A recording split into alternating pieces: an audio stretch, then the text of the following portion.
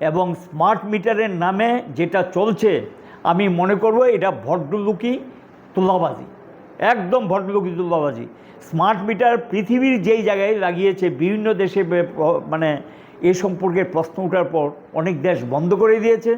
ভারতবর্ষে অনেক রাজ্যে এটা লাগাতে গিয়ে দারুণভাবে বাধাপ্রাপ্ত হয়ে সরকার স্থগিত করে দিয়েছেন।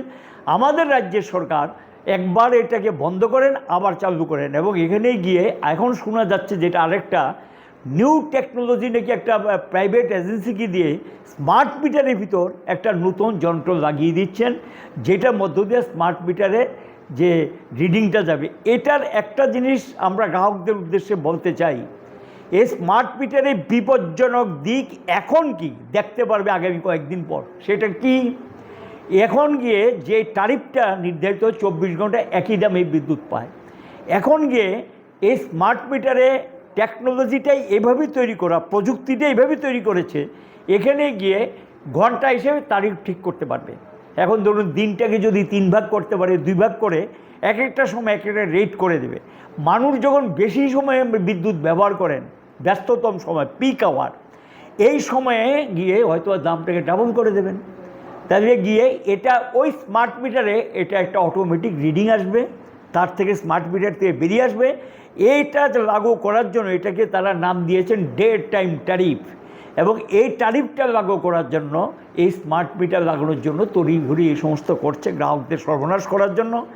আমরা সরকারকে বলবো এটা স্থগিত করুন, এটা বন্ধ করুন, আর বিদ্যুতের দাম কমান, দরকার লাগে প্রয়োজনে লস কমানোর জন্য, নিগমকে ঢেলে সাজানোর জন্য, এবং দরকার লাগলে প্রচুর বেকার আছে আমাদের ছেলেদের মেয়েদেরকে চাকরি দিয়ে তাদেরকে নিগমকে সাজিয়ে তুলুন, এবং বেসরকারি নির্ভর করে কোনো দিন এটাকে দাঁড় করানো যাবে না।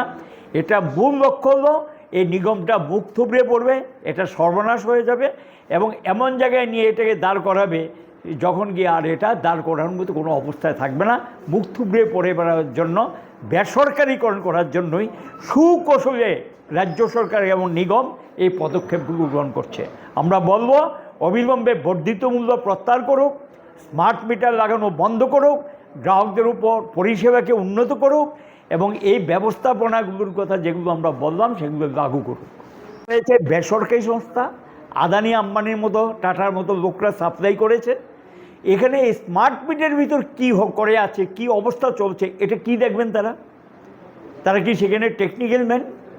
তারা দেখতে পারে যে পরিবাহী ব্যবস্থা, ডিস্ট্রিবিউশন ট্রান্সফরমার, সেখানে যদি কোনো সমস্যা থাকে সেটা দেখতে পারে। কাজে এটা মানুষকে একটা ভুল বোঝানো হচ্ছে। আমরা বলবো স্মার্ট মিটার লাগানো থেকে বিরত হোক, মানুষের এই প্রতিবাদকে সম্মান জানাই। মানুষ যেভাবে প্রতিবাদে সামিল হয়েছেন, রাস্তায় নেমেছেন, রাস্তা লক্ষ্য করছেন, কোথাও কোথাও বিক্ষোভ করছেন, কোথাও কোথাও অফিসে তালাও দিয়ে দিচ্ছেন।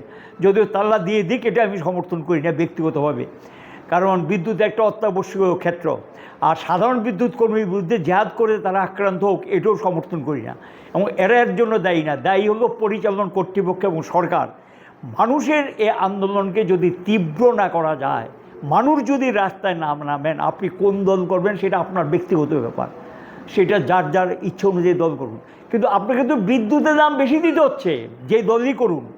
তো আপনি যে দলই করুন, আপনি মূল্য বৃদ্ধির বিরুদ্ধে আপনাকে প্রতিবাদে সামিল হওয়া উচিত, কথা বলা উচিত, রাস্তা নামা উচিত, প্রতিবাদ করা উচিত, এবং লড়াই করে এবং সরকারের এই যে ব্যবস্থাপনা এটার বিরুদ্ধে রুখে দাঁড়িয়ে এবং সরকারি সিদ্ধান্তটা প্রত্যাহার করতে বাধ্য করুন।